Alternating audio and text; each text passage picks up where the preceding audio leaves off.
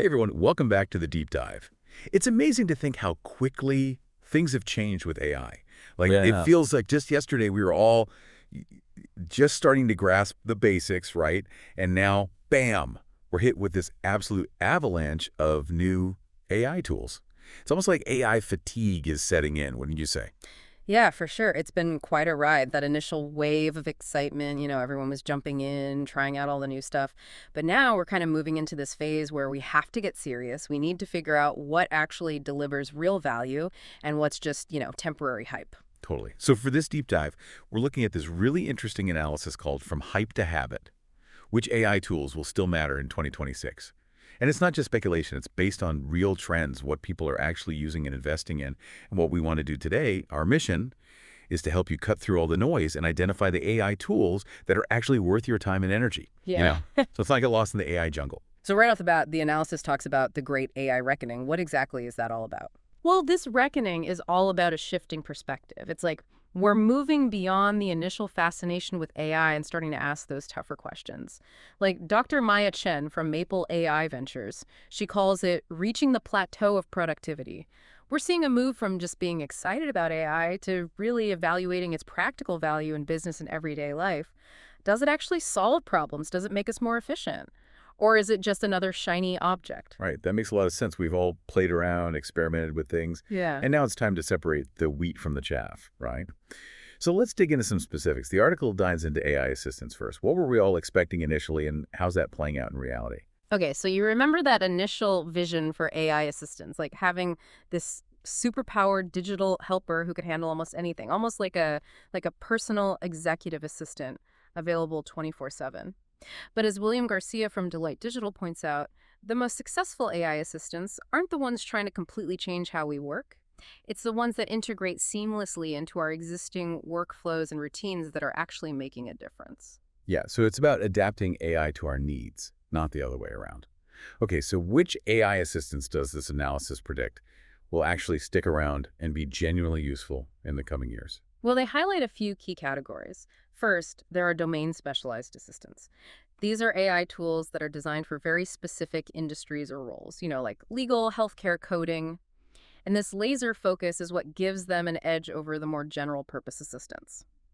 Think about it. Imagine an AI trained specifically on medical diagnostic criteria. It's going to be much more helpful to a doctor than a general AI could ever be, right? That makes sense. It's all about specialized expertise. Mm. So what are the other types of AI assistants that look promising for the future?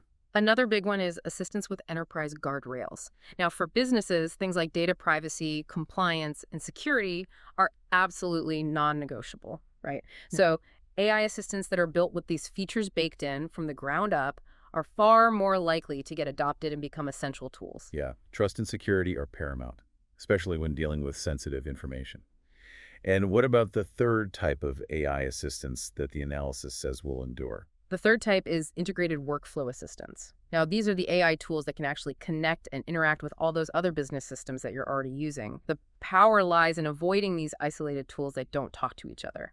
If your AI assistant can work directly with your CRM, your project management software, your email, that's where the magic happens. Right, no one wants another app they have to constantly switch between.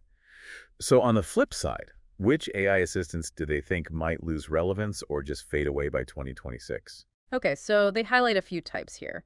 First up, the jack of all trades assistants. The ones that try to do everything but end up being kind of mediocre at, well, everything. They lack that depth of specialized knowledge that you need to be really effective in specific situations. Yeah, like a Swiss Army knife, right.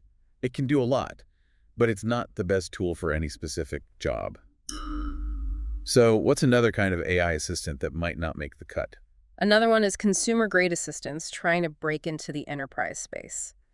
These tools might be perfectly fine for personal use, setting reminders, playing music, but they just don't have those robust security and compliance features that businesses absolutely need. Right, that ties back to those enterprise guardrails we were talking about. Yeah. And what's the last category of AI assistants they think might not last? The last one is subscription-heavy business models for AI assistants that can't show a clear return on investment. Businesses are pragmatic, right? If they're paying a lot for an AI assistant but don't see tangible benefits, they're not going to keep paying forever. ROI always reigns supreme.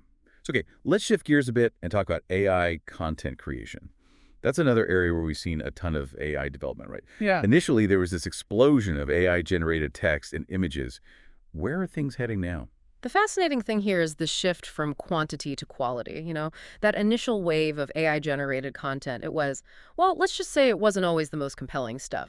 Emily Zhao from North Star Digital, she makes a great point. The most successful applications of AI in content creation aren't about replacing human creators. It's about using AI to enhance human creativity, working together. I like that. We've all seen those AI-generated articles or images that just feel kind of generic, right?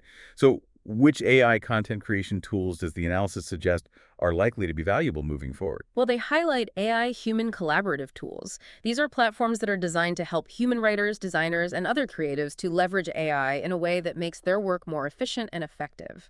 Think about AI that can help with brainstorming ideas or doing initial research or even creating first drafts. Yeah, so it's about augmenting human skills, not replacing them. What else looks promising in the content creation space? Another one is multimodal creation suites.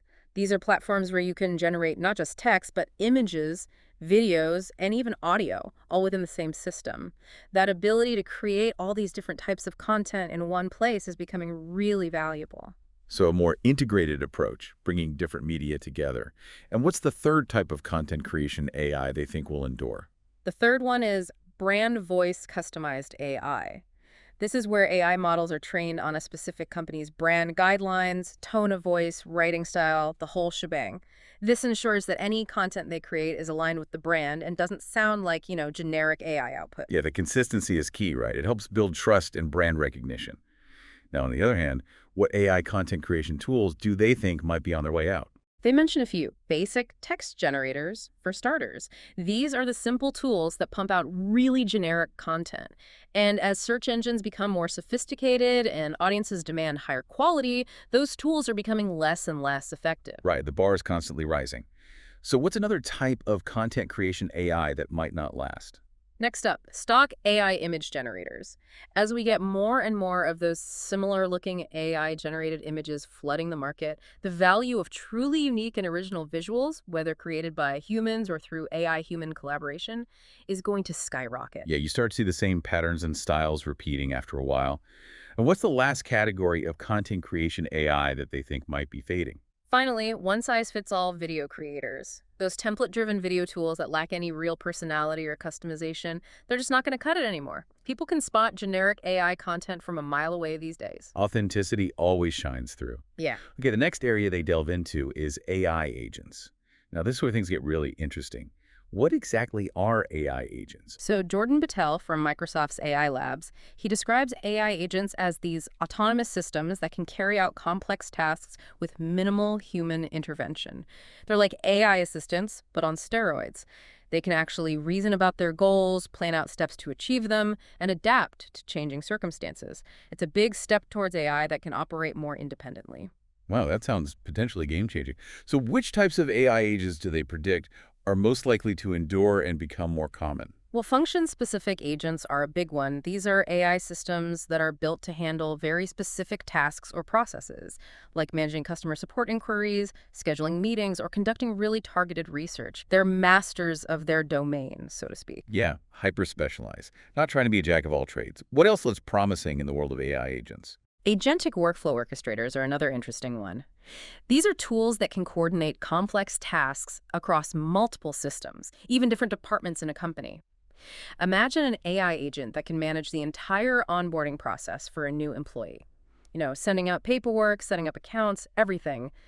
That level of automation is really powerful. That sounds like a huge efficiency boost for businesses. Mm-hmm. What's the third type of AI agent they predict will stick around? The third one is human-in-the-loop agents. Even with these more autonomous AI systems, there are still times when human oversight is absolutely crucial.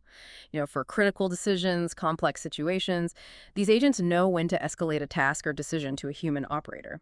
It ensures responsible use, especially when the stakes are high. It's that balance between AI efficiency and human judgment. So which types of AI agents do they think might not live up to the hype? One type they mention is those do-everything agents, the ones that promise to handle an unlimited range of tasks. The problem is that achieving true effectiveness across such a wide spectrum is really, really hard. They often end up being less effective than more specialized agents. Yeah, spreading yourself too thin. What's another category of AI agents that might face some challenges? Agents without clear, measurable metrics. If companies can't clearly see how an AI agent is improving efficiency, saving money, or whatever the key metric is, they're not going to keep investing in it. You need to be able to prove its value. Show me the numbers, right? And the final type of AI agent they think might be on shaky ground. Black box decision makers. These are AI agents that can't explain their reasoning or provide an audit trail of their actions. That raises all sorts of concerns about transparency, accountability, and trust, especially in regulated industries. People need to understand why an agent made a particular decision, not just blindly trust it. Transparency is so important for building trust and ensuring responsible use. Okay, let's move on to productivity and development tools. What's the key takeaway from the analysis in this area? Samantha Williams from Boston Consulting Group makes a great point. The AI tools that are really going to move the needle in productivity and development are the ones that focus on seamless integration into existing workflows and reduce the cognitive load on users. They need to make our lives easier, not more complicated. It's about fitting in and making things flow, not disrupting everything. So, which specific productivity and development AI tools do they think will be most valuable going forward? Code assistance tools are a big one. AI that can help software developers with things like suggesting code completions, identifying errors, even automating some tasks.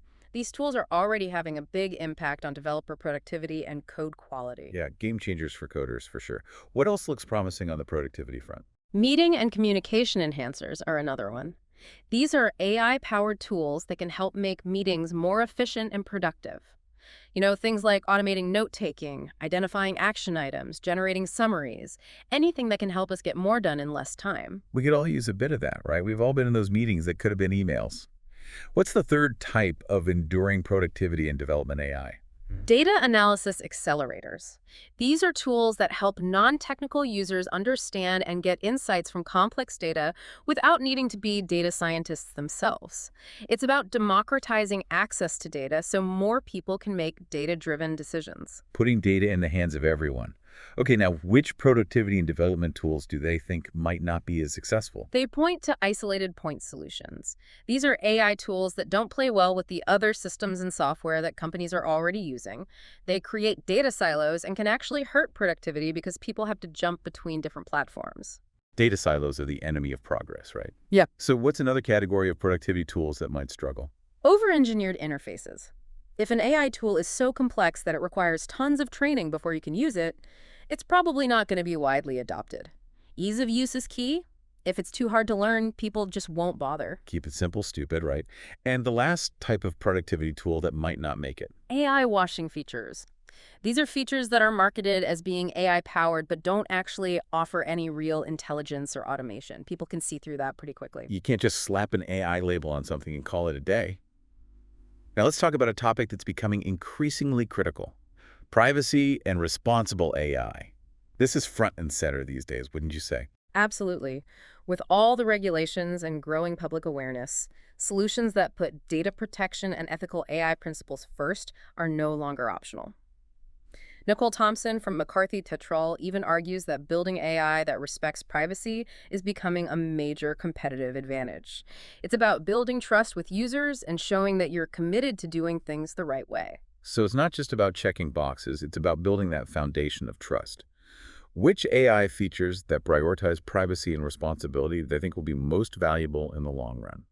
On-premises and hybrid deployment options are one. These are solutions that let companies keep their sensitive data on their own systems, giving them more control and addressing a lot of those privacy and security concerns. Keeping that data close and secure. What else in the privacy and responsible AI space looks promising? Explainable AI tools. These are systems that can actually show you why they reached a particular decision. Being able to understand the reasoning behind an AI's conclusions is super important for accountability, building trust, and spotting potential errors or biases. No more black boxes, right? Transparency is key. And the third aspect of privacy and responsible AI that they think will endure. Bias detection and mitigation frameworks. These are tools and methods that help organizations find and address potential biases in their AI algorithms. It's all about being proactive and ensuring that your AI is fair and equitable. Absolutely crucial for building ethical AI. Now, on the other side, What approaches to privacy in AI do they think might be problematic or fade away? Data-hungry algorithms that require massive amounts of data without proper privacy controls. That's a recipe for trouble. The more data you collect, the bigger the risk if something goes wrong. Right. Minimize data collection and maximize security. What else might become less acceptable? Black box decision systems. That lack of transparency is a big red flag, especially when AI is making decisions that impact people's lives. Yeah, that can erode trust really quickly. And the last thing in this category that might not be sustainable. Treating ethics as an afterthought. Building AI without seriously considering the potential downsides and ethical implications is just asking for trouble. Ethics needs to be baked into the process from day one, not tacked on at the end. Absolutely. Ethics by design.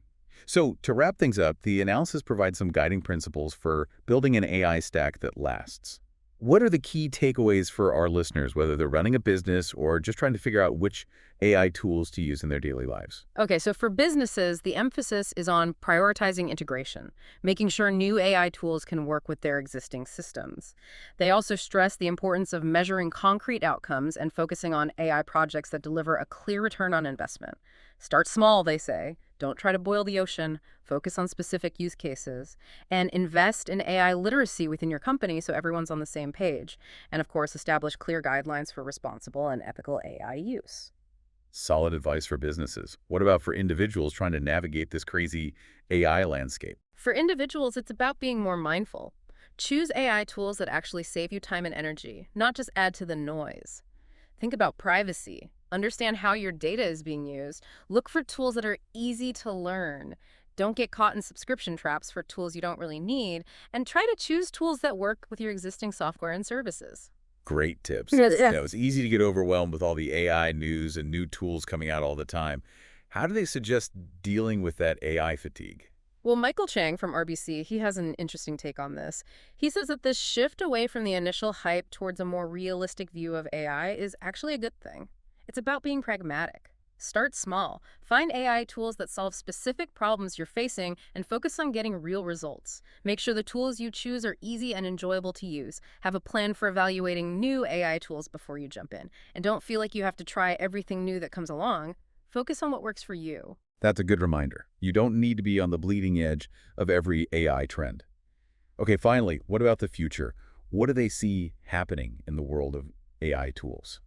Rafael Martinez from IBM Canada has this really interesting idea. He thinks that the most impactful AI might eventually become invisible, so deeply integrated into our everyday tools that we don't even think about it as AI anymore. And they predict a lot of consolidation in the market with a lot of those standalone AI tools either getting acquired or just disappearing. For companies to be successful in this new AI landscape, they're going to need to be adaptable, make sure their employees understand AI, create responsible AI policies, and focus on actually using AI to solve real problems. So the AI that lasts is the AI that seamlessly integrates into our lives and delivers real value, often behind the scenes. It's not about the hype. It's about the results. Yeah. So the main takeaway for you, our listener, is to focus on AI tools that integrate REL, show clear value, prioritize ethical practices, and solve real problems effectively. Use these principles as you navigate this ever-evolving world of AI, whether for your business or your personal life. And here's a thought to leave you with. What if the most transformative AI isn't some flashy new product? What if it's the intelligence that's quietly woven into the tools we already use every single day? What tools or processes in your life or work could be fundamentally changed by this kind of invisible AI in the years to come? That's a great question to ponder. Thanks for joining us today on The Deep Dive.